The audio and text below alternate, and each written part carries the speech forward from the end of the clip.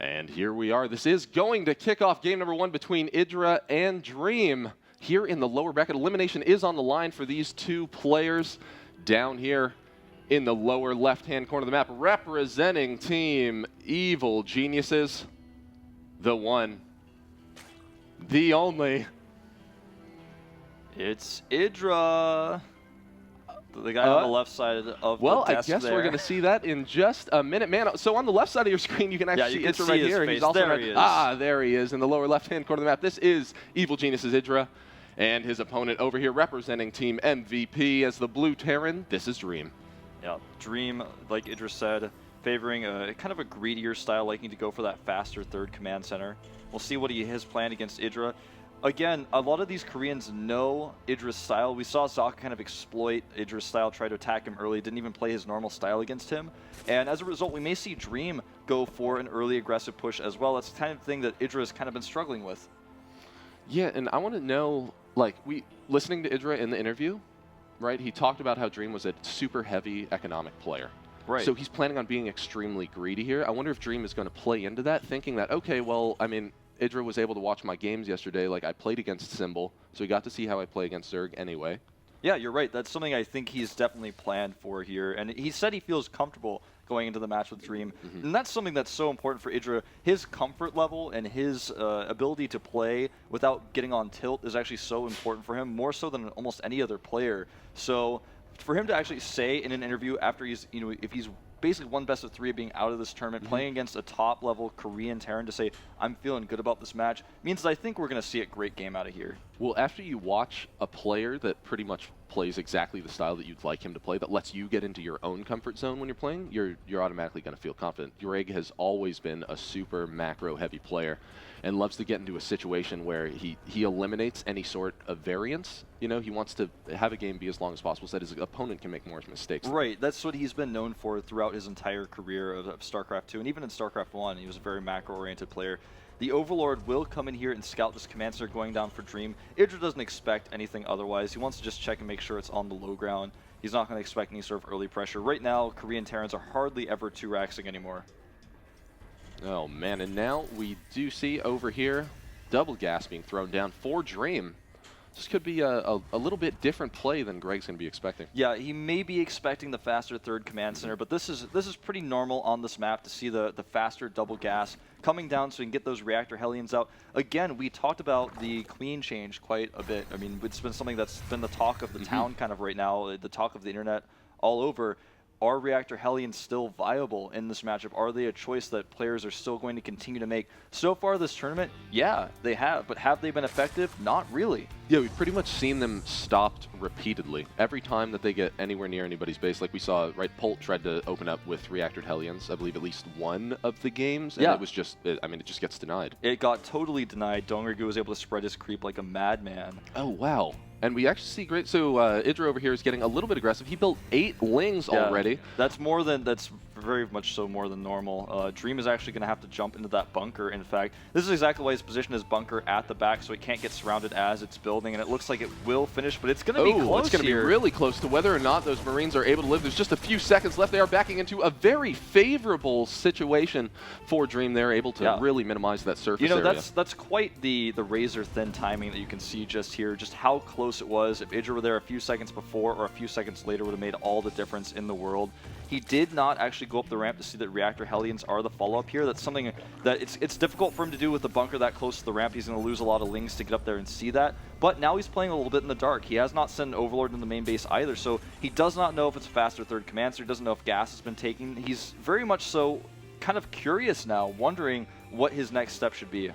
Well, now we can see Dream. He is banking up so much gas right now. And also, looking back at Idra's base, he's just got a ton of queens. He's going to 6. Yeah, man. He's getting 2 more right now. He's going up to 6 before gas. That's going to allow him a crazy amount of creep spread. And we've seen just how important that can be. Oh, and now the first 2 Hellions moving out across the map for Dream, scoring a couple kills out there with a really minimal amount of damage taken. Yeah, you know, this is Idra's moment to sit outside of the base and say, well, I didn't check to see if you had Hellions at the top of the ramp, but instead I'm just going to see them when you move out. So if Hellions didn't move out at that timing, he would know. But Dream is going now for that faster third command center, not before Hellions, but a pretty quick command center regardless. He may go into that Cloak Banshee fault that we've seen so popular in Korea right now. Thorazane doing it a few times as well. Really, really popular opening.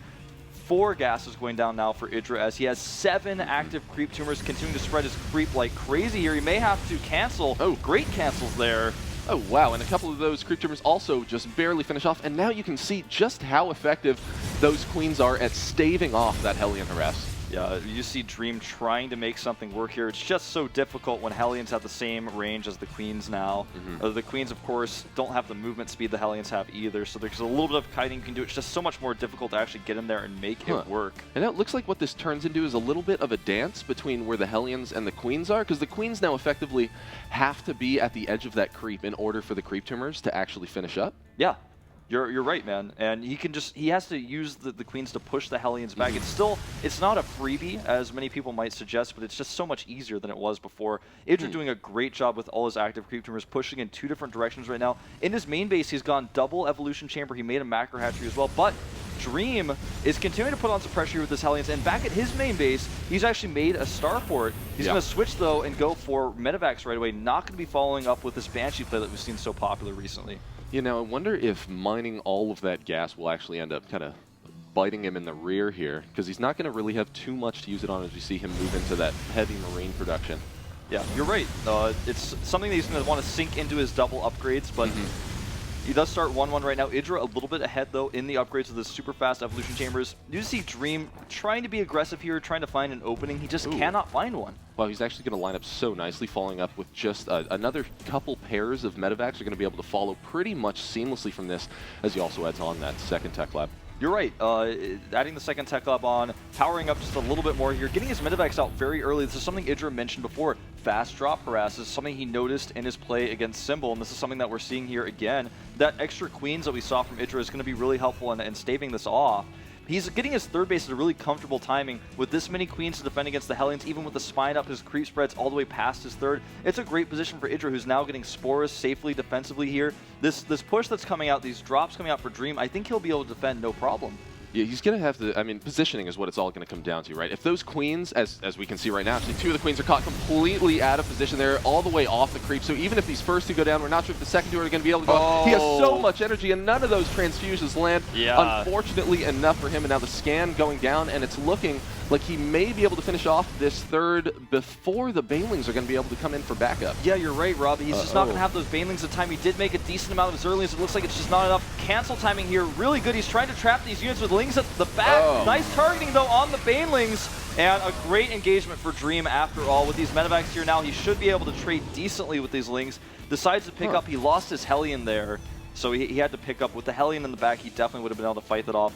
Meanwhile, Idra does scout this third base very easily, landing. He's getting very fast pathogen glands. His 2-2 are on the way. His upgrades, Rob, in this game are looking great, even though he had to cancel that third base. Yeah, he's been just really staying on top of it, right? Making the most of what he has available, because Dream's done a great job keeping the pressure on as well. And now we see Dream able to finish off those couple of Lings and establish his control of his third over there. Also getting that Xel'Naga Watchtower in the center and a well-positioned siege tank to protect that third. Now we see a bit of a push coming out here. Of course, we're going to see Dream likely try to get those Marines into that back corner as we see the reinforcements rush across, using the offensive scans that he can continue to knock back that creep spread. Yeah, he's doing what he can with this small force. Idra forced to be a little bit on the defensive here. However, the Infestor's coming out here for Idra at a great timing. His Burrow is coming out as well. His Pathogen Glands timing is going to allow these Infestors to come out with energy right now. And this is a moment in Terran versus Zerg where I like that Dream is turning around, because he might get fungled. This drop, though, is going to be shut down by the Spore. In fact, he may lose the drop with all the units. So close to being able to finish off that medevac there. Now, of course, the swath of Lings coming in, surrounding those last 2 Marines and finishing them off. And now Dream seems like he's going to actually just hang out in the center of the map while he continues to macro up. He knows that Idra is at least a little bit behind. Idra was forced into remaking that third of his own. And now Dream, again, just staying active in the center of the map, able to lift off into that medevac before. Oh, and the Queen finishes off the solo medevac. Yeah, great control there by Idra, good map awareness. His creep is being destroyed over here on the right side. What Dream is doing here is not only cleaning the creep, but he wants to see these Infestors. Now he sees them. Now he knows he can no longer move out aggressively on the map with just Marines. He's going to need some siege tank support if he wants to really commit to any battles, because otherwise his Marines are going to get bungled, chain fungled, they're going to all be killed. You need siege tank support with this. Another command center going down for Dream, who just consistently is never overextending with his pressure, but is continuing to macro up, getting his upgrades up. But Idra, very ahead in upgrades here. Yeah, and I mean, he's, as you said, has just completely stayed on top of it. But not to be discounted, Dream is also just about finishing up his 2v2. Oh, a sick fungal surrounding there, using the Banelings to finish him off. That's the chain fungal I was talking about. Dream, he went out without the tanks. You go out without the tanks, you're going to get fungled every time, especially with the good creep spread that we do see from Idra, good map awareness. He's now taking the base at the bottom right, and I really, really like this because even though this is somewhat of a gamble, the way Dream has been aggressively going towards the center, he likely won't scout this. Right, he has not been checking that lower right-hand corner of the map at all, even taking a look at his vision just briefly. We can see that he only looked there, I think, shortly after the third went down. Yeah, you're right. Idra has Overlords and Zerlings over there to spot for drops anyway, so he knows if he needs to cancel or if he needs to pull drones away from there right away. So we just saw Dream actually scan up into the main, and the layer obviously isn't there, so he doesn't know that Idra is already done with his hive. Yeah, he's not aware at all. He tried to check, a bit of a mistake there. Did not work out for him. Spire is on the way here. 3-3 upgrades coming out for Idra very quickly here. Now, Dream is continuing to extend himself onto this creep, starting to clear it up on top. He may want to sit at this watchtower for a little while. Idra, it looks like he may be setting up a flank. He's got Zerlings coming up from the north, as well as this main force kind of down to the south. He's actually going to go for a run-by, maybe. Oh, I'm actually surprised that he's now running down into this army to potentially surround them, and now this awakes Dream to this potential nightmare and forces him, oh man, and he actually continues to push out onto that creep. Yeah, the force at the north is just not quite strong enough to really come in for a flank or even go for harassment. So, well, I mean, easily, we can see that that third is pretty much entirely undefended with just how far Dream was pushed out. Yeah. It's a backstab opportunity. This group of Lings could also be made into Banelings. He can do a lot with those. He just wants to wait for the right moment. Dream has just been so patient. That's one thing. He overextended himself against those Infestors one time, but otherwise, he's been so patient with how he's pushing this. Idra trying to find openings to go in and get fungals, but his siege tank spread, his marine spread, everything he's doing here is good as he continues to push back that creep. And Dream out here, he's already working on his 3-3 upgrade, so this is going to be done in just a couple minutes. But now the real question is Idra going to live long enough to get out his Ultralisk and then follow up with his Greater Spire into his Broodlords? Now Dream is starting that slow push across the center of the creep, feeling very confident. Yeah, something we haven't mentioned here, though, Rob, is that he's got Ultralisks on the way. Yeah. These Ultralisks, are they the right choice here with this many Marines? He's going to need absolutely the best fungals ever. Here we go, the Ultralisks running in. Some decent fungals here. The tank's unsieged for a moment, and Idra coming in at the back as well. It looks like Dream is actually going to be forced to turn around here. There's too many fungals available. Now, this may have been just the window of opportunity that Idra needed, landing those fungals just as he needed to. Now, he really needs to see if he can take out those medevacs. He just doesn't have enough energy to continue fungling those medevacs, but at least he was able to delay the push. Yeah, he delayed the push, and remember, something we haven't talked about too much, that base at the bottom right is continued, it's unscouted still. He's only mining gas from that base. It's a great gas income for him down there right now. He's even made some spines there safely, and I really, really like that choice that Idra had. He has a little bit of extra production there. Getting that gas up there allows him to push these Ultras out. He's making 5 additional Ultras right now. His 3-3 is going to be done before Dream here, and he is starting to rebuild that Infest energy. This is an awkward position to get caught in, though. Oh, wow, and now it's looking like the Ultras are split up into two kind of strange armies. He's trying to bring them back together. One of the halves of the Ultras is just slaughtered into meat, and now we have those other two Ultralisks. They're trying to finish it off, but clearly the stutter step just might be a little bit too much here. Those Queens are not going to be able to stop those from running away, but oh man, so much energy. Landing the much-needed transfuses to try to get a little extra mileage out of those Ultralisks. Yeah, those Queens turned a terrible situation into an okay one there for Idra, but he will lose now the majority of these Queens. He's going to lose some Ultras. Dream can now pull back comfortably to his siege tanks. His reinforcements, though, are nowhere to be seen. This army is kind of on its own here. He's just barely able to keep it alive with medevacs. Nice kiting action going on here from Dream. He's pulling back.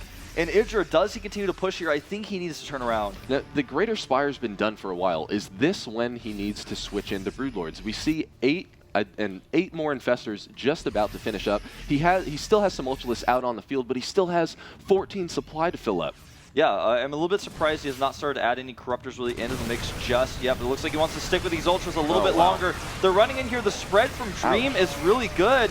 The upgrades were a little bit better earlier on for Idra, but now they're even here. And I don't like this trade for Idra. He's losing some very expensive Ultras, taking out a few Marauders and Marines, but it's just not worth it. Oh man, and we can see all of his units just getting slowed down and absolutely slaughtered. Now, he didn't have the Infestors out there in that engagement, which means that Dream is going to finish off the rest of that force and now continue his push across the center of the map. He's losing and some uncontrolled Infestors. Check now out that trying to unit's land lost fungals tab, at the last minute. 5,000 resource deficit there for Idra. He's losing even more. His Infestors rallied across the map. It seems like he's starting to crumble, fall apart. You can even see him move his head there a little bit on camera. You can see he's starting to get a little bit frustrated with the positioning now. Dream in a great position. He's going to not only spot this base, but he's going to have a good position to siege up the base that's making right now. Oh, and Idra's got to be desperately trying to figure out how to engage his army. He's making more Ultralists right now, but I just don't think it's going to be enough. Well, his diamond in the rough was already found, right? He's losing that fourth base, that kind of like free money that he was getting that Dream didn't know about. And now that Dream is able to take away likely what was the one advantage that was keeping Idra in the game, he's going to be stuck between a rock and a hard place. Yeah, I mean, look at the supply, 200 to 133. Now Idra only has one more base he can mine from, but Dream is already sieged up perfectly behind it in a great position. This Zerling run-by is going to do some damage here. He's going to force a lift. There's only one bunker here, but he's got so many reinforcements set up at his third base that he should be able to defend that quite nicely. And if he continues this push, he's going to catch more Infestors in the middle of the map. This is looking really bad, Rob.